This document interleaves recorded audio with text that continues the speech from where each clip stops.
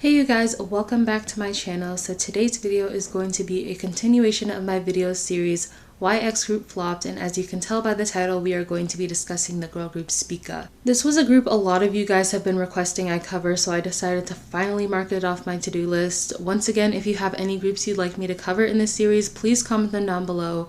I'm always looking in my comment section for groups you guys want me to cover, and almost all of the groups covered in this series have been chosen by you all. But before we get into the video, I want to give a huge thank you to the sponsor of this video, Beautiful Halo.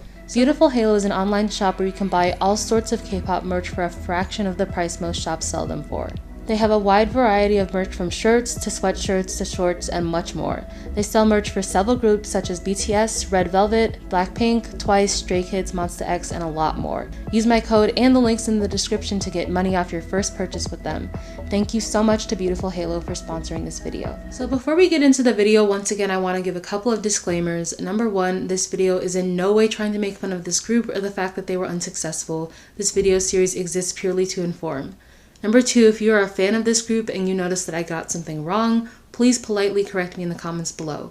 I try and be as thorough as possible when researching these groups, but because these groups are relatively unknown, it's hard to find information about them. So if I say anything wrong, please let me know because I don't want to spread any misinformation about the group. But yeah, with all of that out of the way, let's just get into the video. Spica debuted as a 5-membered girl group consisting of members Boa, Jihyun, Nare, Jiwon, and Bohyung under B2M Entertainment. They released their pre-debut single Dokhakke or Doggedly on January 10th, 2012, and they made their official debut with the mini-album Russian Roulette a month later on February 8th. Despite their popularity plummeting in their later years, Spica was one of the most highly anticipated groups of 2012 due to their concept. Instead of adapting a concept relying heavily on aegyo and pop music, the group debuted with a darker, more powerful concept in comparison to the other girl groups at the time. They were a powerful and edgy girl group, a black sheep in the sea of cute and elegant concepts. They were even forced to change the lyrics in their debut song due to them not meeting NBC broadcast standards. Now that we've gone over the basics, let's get into why they were unsuccessful.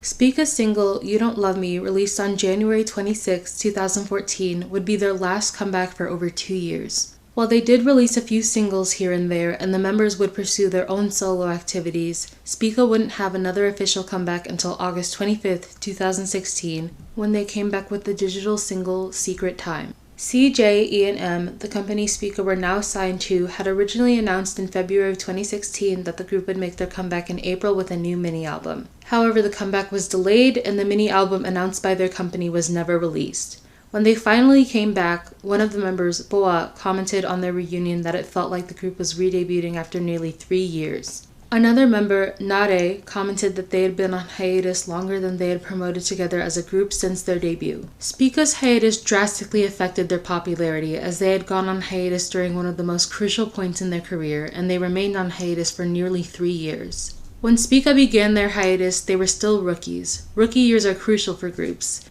It's important that during a group's rookie phase, they remain active and consistent in order to amass and maintain a fan base. Rookie years are almost always the years that make or break a group, so to go on such a long hiatus so early in their career effectively got rid of almost any original interest the general public had in Spica. Spica's failure to amass attention after their hiatus would even be cited as a reason for their disbandment.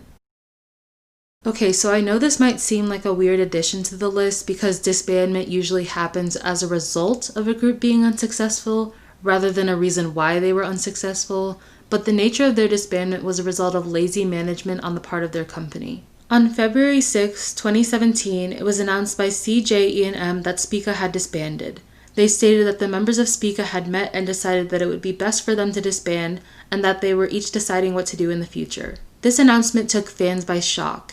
Spica had just come back from an almost 3-year-long hiatus, and it seemed as though they were just getting their footing back. Rumors of disbandment had circulated throughout the group's hiatus, however neither Spica nor their company ever gave any illusion that the group would be disbanding anytime soon. As stated earlier, Spica's failure to bring attention to themselves post-hiatus was also cited as a reason for their disbandment, and while it's true that Spica weren't doing numbers, they held a Japanese showcase on December 4th, 2016 that was considered a success, especially for a group that had waited so long to make a comeback. Even in Spica's last comeback as a group, Secret Time, there was never any illusion that this was a farewell comeback. It didn't make sense why they would disband now. Why didn't they just disband during their hiatus instead of giving fans the illusion that they would be continuing as a group? It also seemed that C, J, E, and M wasn't being completely transparent with fans about who had really decided it was time for Spica to disband. One of the members, Bo Hyung, did an interview with the reality variety show Cross Country where she talked about Spica.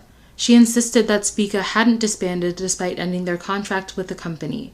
She even cried during the interview when recalling her time in the group. The other members also insisted that this would not be the last of Spica and that they would come together when the time was right. All of this confirmed fan suspicions that the members of Spica did not decide to disband. Though Spica weren't an exceptionally popular group, they had amassed a loyal following and had a little bit of support after going on hiatus for almost 3 years. Their sudden disbandment was the last nail in the coffin for Spica, as they would never get the chance to see real success as a group.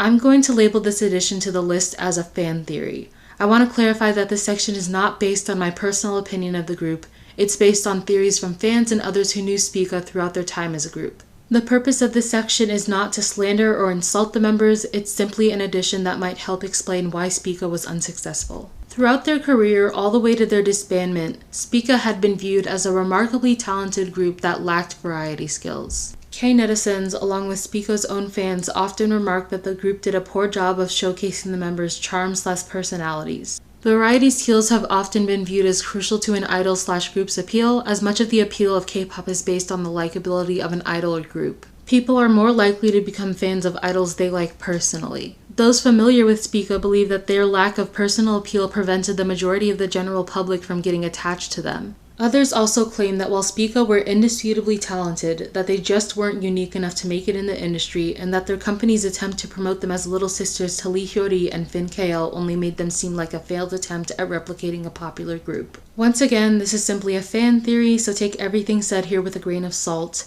This edition isn't meant to slander Spica, just to give another perspective as to why Spica was unsuccessful. So that's all for this video. I hope you guys enjoyed. Please let me know what other groups you'd like to see included in this series, and I will see you in my next video. Bye!